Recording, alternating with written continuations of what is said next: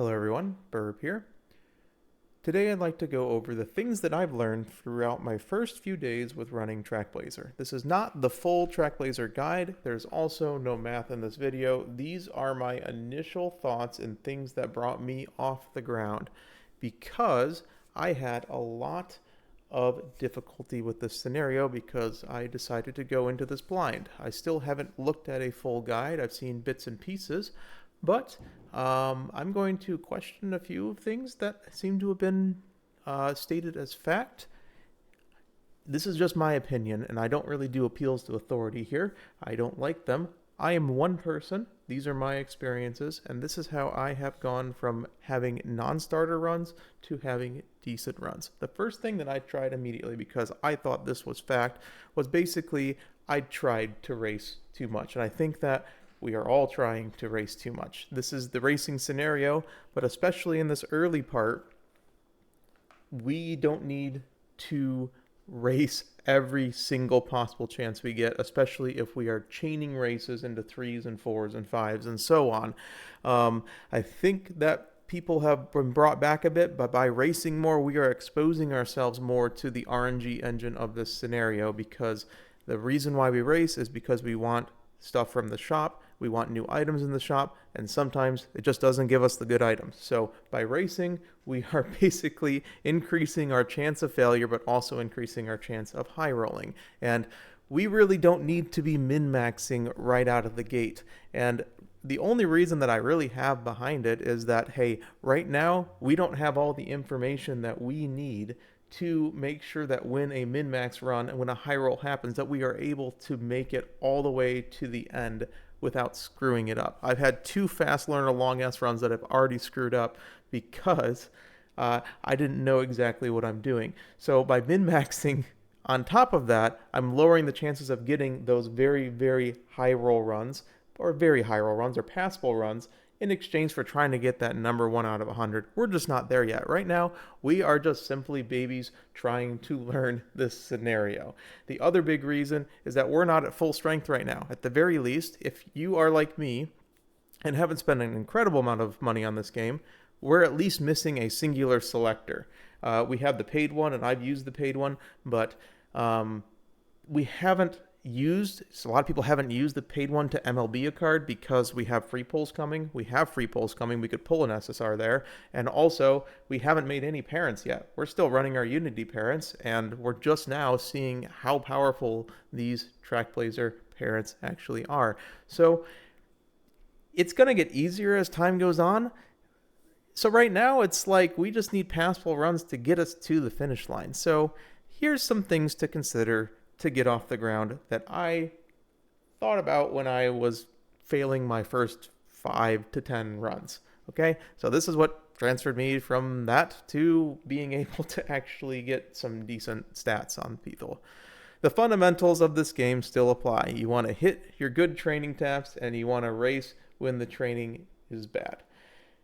Basically, summer is amplified a lot. The good training taps in summer are so good, and also the thresholds have changed so much because the racing is also so good. So it's amplifying the original fundamentals of this game. That is what this scenario is trying to teach you, is that if you haven't figured out how to play URA, you're going to struggle here because the 2 biggest things in this game are both amplified. The other thing, press the rest button. Seriously, like, you can't get through the scenario without resting. Energy is fungible, and basically failing a training is amplified just as much as the other 2 things I talked about before, because you are training so little compared to URA or Unity as well. These thresholds for the racing, it's just because the racing just gives massive value. You have 100 shop points, so if you have something in your shop, you can buy it. In addition, if it's a rival race, it adds new items. Every 6 turns, there's new items. So I haven't done the math yet, but every race is probably close to 45 stats, but they're random stats. So this is the RNG engine I was talking about. If you get a bunch of scrolls, they're purely stats. Otherwise, they're things that boost your training. So there's sort of an ebb and flow of, hey, you want to race, and then you want to train, and then you want to race, and you want to train. This isn't that video to talk about that, but that's what it is.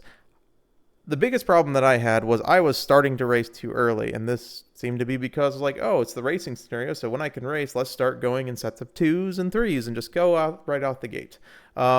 You need to have a very good speed base before you start racing, because this game is logarithmic, which means that 200 speed is not just 67% of 300 speed.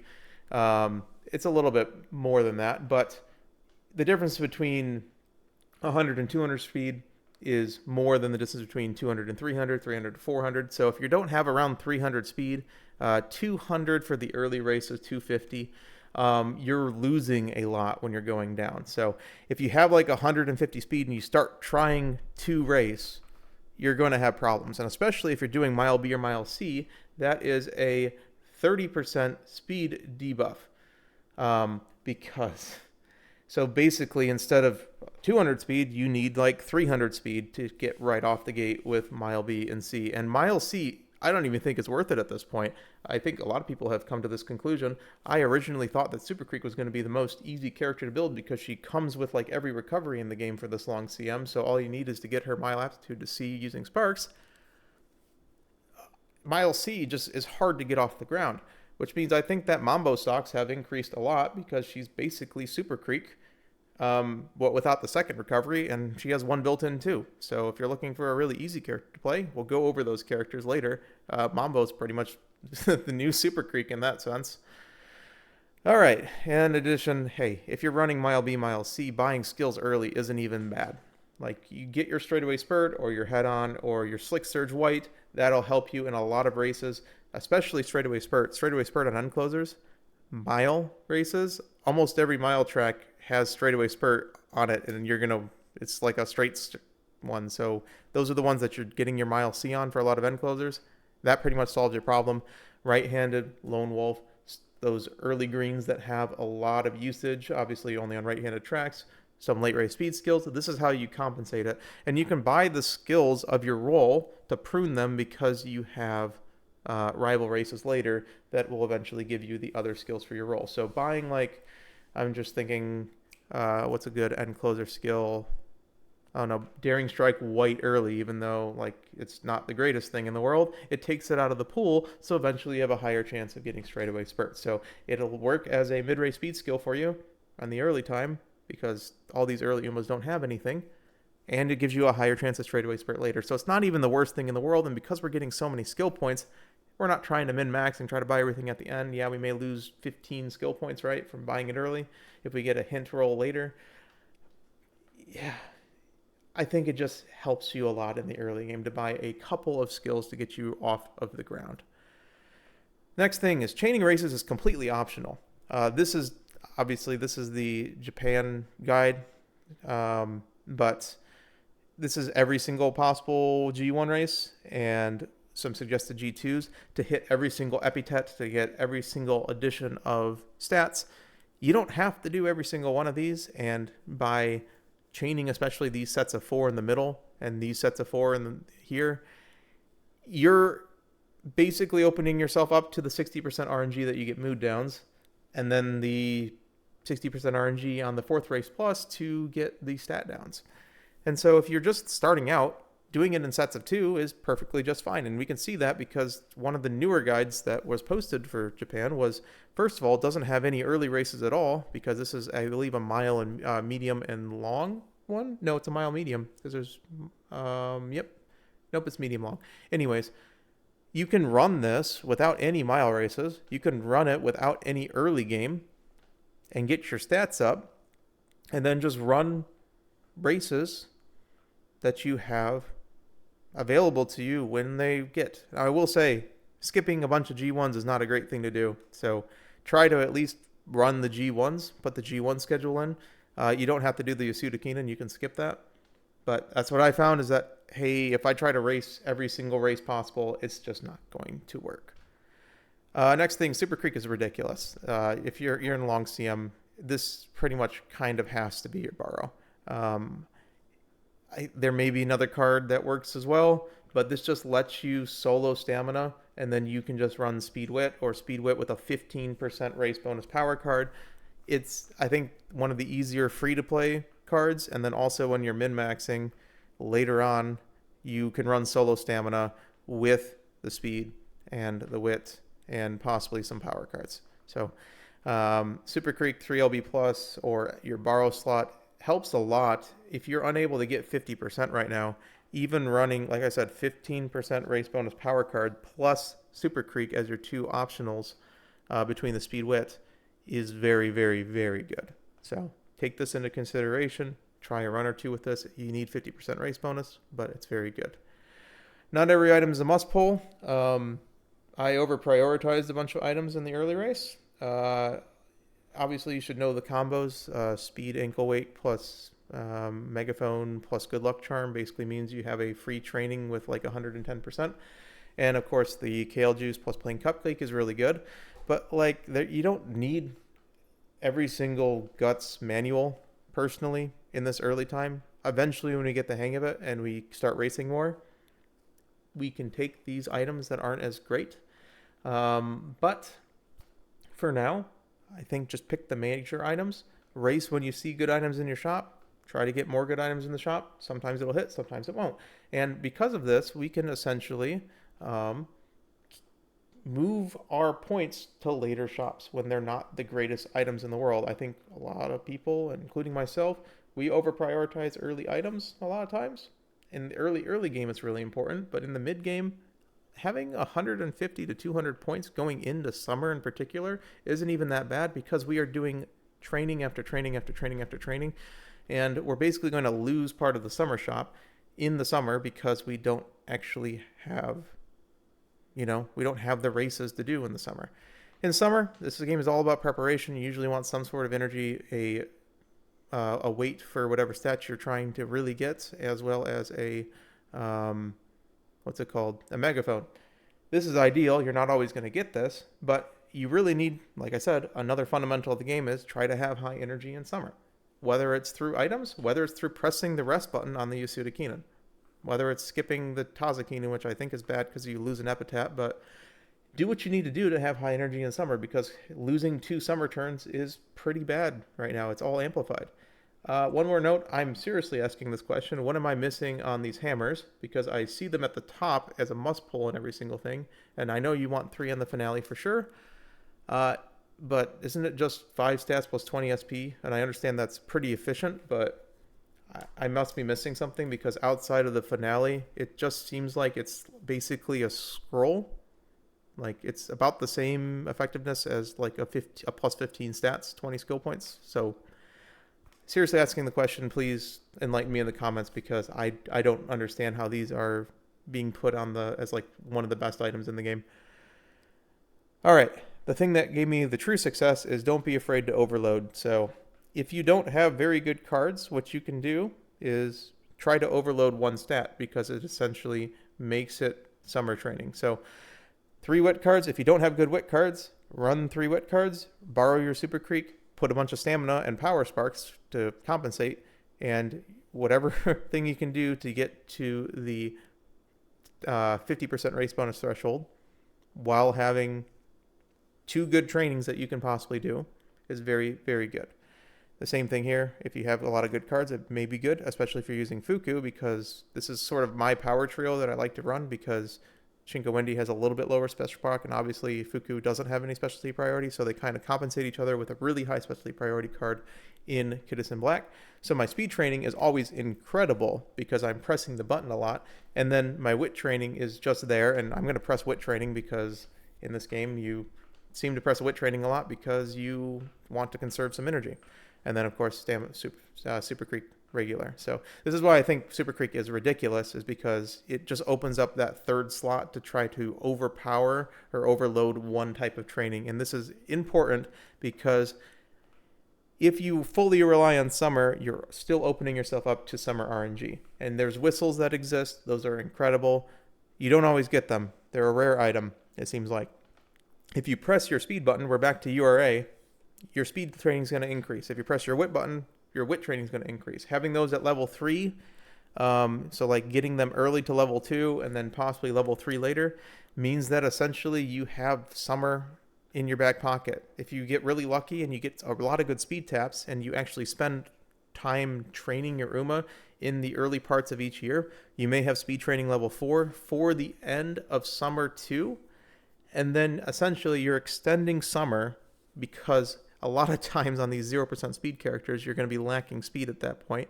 You're extending your summer, you can use your extra megaphones, and you have a speed training 4 to put them on. This is what has been succeeding for me. There's a lot of ways I'm sure that you can play this scenario, but overloading trainings has been what's been giving me a lot of success. Finally, be flexible. The game's going to give you random items that don't seem like they do anything, but the charm just lets you race 2, train, and race 2. Like if you're at 0 energy, you can consider racing 2 and training. Like let's say you're in that Yasuda Keenan training, and then you have like this plus this. You can save your energy by essentially extending the time. Not explaining this well. I know I'm not explaining this well. Doing a G1, using this token to do a training, like a speed training that happens to have a rainbow, and then race 2 more times. So race the Tazaraka Keenan, and then use this, what is it called? Use the green juice to get to max energy for summer at that point. The same thing is you can start chaining races until you get skin outbreak if you have the mood ups, if you have the cupcakes and the skin cream. So you have 0 risk if you have these 2 items in your inventory. So you can start trying to chain 3 races until the game basically tells you to stop at that point. So use the risk in the game with the items that the game has given you to mitigate those risks. That's all I'm saying here. Look at your shop. It's not useful to race if there's no good items in your shop. And yes, you can, like, money is fungible, so you can put the coins later. But having like 300, 400 coins, if the shop's just giving you a bunch of stuff, try training more. So look at your shop, see if there's absolutely ridiculous items that you need to pick up every time. In that case, you might change your training plan and start racing more, or you may skip some races if your shop doesn't seem to be very good and you're at like the end of the Arima Keenan, right? So I know it's weird to skip races in this game, but if there's no items to buy, there's no point in buying those items. And finally, this is just chess. When I played chess in college, I was okay. I was a club level player. If you're able to think a couple turns ahead, you will be ahead of 90% of people. So when you're buying items, when you're racing, when you're looking at your schedule, if you're able to think 2 to 3 turns ahead, you're very, very good. Think about when you're going to use your megaphones, when are stretches where you're not going to race, what do you need, what items do you need to prepare for those times? The easiest way to think about it is summer. What do you need in summer? You need to get your energy up somehow, either by resting or through items. You need those weights plus the combination of the megaphone. So weight plus megaphone equals lots of stats in summer. If you have whistles, it's nice. It gives you additional rerolls, but weights plus megaphone equals win. So in summer, you're preparing for this. You can do this at any point in the game. The other thing to think about is, hey, you want 3 of the hammers for the last part of the scenario. And the game will give you probably one of them at the end, so you can just use one, but keep one in your inventory, and then maybe use the second and third one. So the further along that you're able to think and plan out, the better your runs are going to be, because this is chess. All right. Finally, don't get frustrated. This is RNG, and there's race RNG. You can just get blocked. I have given a bunch of suggestions to lower the chance that you just randomly lose due to stuff that's in your control. But at the end of the day, if you're blocked, you're blocked. Sometimes you're just going to lose. Using clocks at this point on runs early, I don't think is very, very good. Because unless you have 1,000 clocks, then I don't think you're going to burn through all of them. But we're learning right now. We're going to be stronger later on, and we won't make as many mistakes later on. So using clocks early in the process right now, you can use 1 or 2 if you think a run's going well. But burning all 5 on the Satsuki show, the first Satsuki show, because you keep failing it, I think it's just a go next situation. Just finish the run, try to learn as much as you can, get a good parent, move on, reset. So Hey, I'm going to go through a couple characters that I found were very easy. First of all the aptitude characters that have a B mile, B medium, and B long, or some combination of A's and B's between those, they're all super easy to build because you don't need any parents. If you do have parents, I am going to be going through 2 paid characters and 2 free-to-play characters that I think are very, very easy to build. I'm going to grab a drink of water first.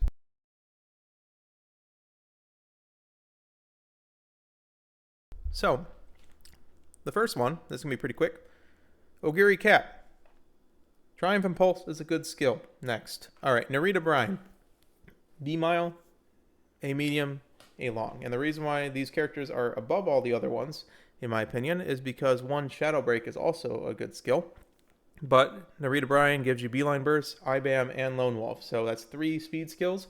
If you need late race speed because your speed is not really hitting, or, you know, these early races are a little tough sometimes, they're there. You don't necessarily have to pick them. When you end up min-maxing, you probably won't pick them as much, but you can pick these skills early, and they're perfectly fine. And it'll help you win more races early. All right, free-to-play characters. Tannhauser, I think, is very easy. Machikani Tanhoisa. Sorry. MileD, you do need 2 parents to get her to be, but she gives you an innate recovery for the longs, as well as Slick Surge, which is the late surger. If you're building her late surger, you would pick this up. That's the late surger acceleration skill early, as well as homestretch haste. So these 2 skills, plus the innate recovery, means that essentially you have a gamble excel on every single race.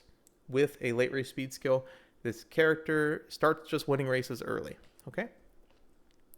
The best one, surprisingly enough, Gold Ship, I have found to be the most ridiculously easy character to build, because even though it's mile C, you want to bump that up to B. Anchors Away, mid-race speed skill, very long duration, will win you pretty much every race on its own. So you don't even really need to think about the rest of the stuff, but they are there. If you need stamina, you got Go Home Specialist, which is an end closer based stamina skill, so it will prune itself out of the pool once you pick it up. And then, of course, Umastan will just cause you to win early races because you ignore PDM on half the maps. So, yeah, Gold Ship, ridiculous. I've just started playing her again.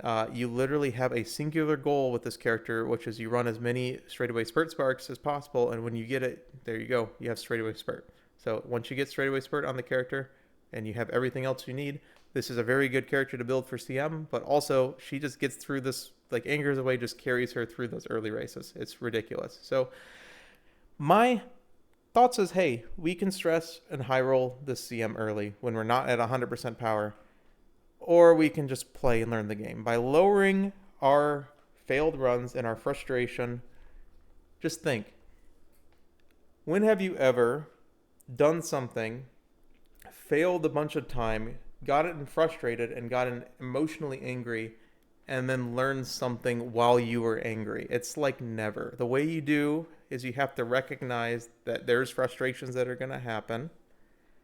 You can minimize those frustrations by playing in a certain way, and while there's no stress, you learn the game more. It's kind of the reason, I'm not a medical expert. When you have a headache, usually there's a problem somewhere in your body, and a lot of times taking the headache medicine will de-stress your brain enough that it will figure out what's wrong and fix whatever problem it is. Not a medical expert, but hey, that's what's been told. So I hope you have enjoyed my early look, I guess, at Trackblazer and the things that I have worked through. Let's call it that. These are things that I have worked through so far, and I am sharing them with you. So there will be a true Trackblazer guide to come. I know I am very late because, hey, I am starting this blind. Also, late surgery guide, I'm trying to work on that as well. So I hope you enjoyed. I know this video was incredibly rambly, but I just wanted to get this out as fast as possible. But, hey, I'm enjoying Trackblazer. I hope you are as well. It's a completely different way to play the game, and it's very fun to me. All right, we're about.